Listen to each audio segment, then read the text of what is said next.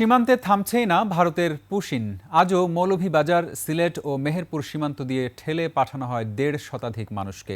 তাদের অধিকাংশের বাড়ি কুড়িগ্রাম ও লালমনিরহাট জেলায়। আইনানুগ ব্যবস্থা গ্রহণ করার কথা জানিয়েছে পুলিশ। প্রতিনিধিদের তথ্যছবিতে ডেস্ক রিপোর্ট।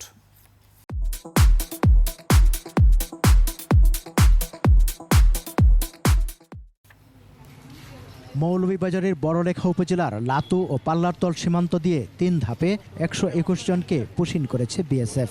ধরে তাদের বাংলাদেশ সীমান্তে ঠেলে দেয়া হয়। তাদের মধ্যে লাতু সীমান্তে ৭৯ জন এবং পাল্লারতল সীমান্ত দিয়ে ৪২ জন।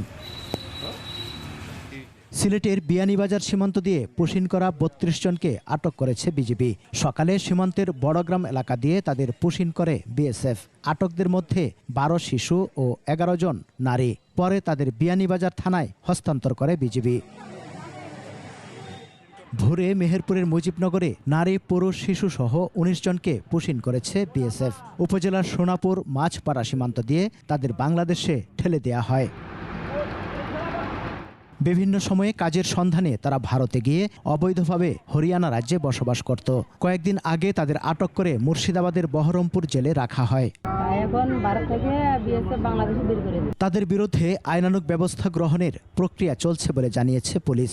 বিআরটিসি বাস কাউন্টারে অবস্থান করার সময় আমরা গোপন সংবাদে জানতে পেরে এদেরকে আটক করে থানায় নিয়ে আসি।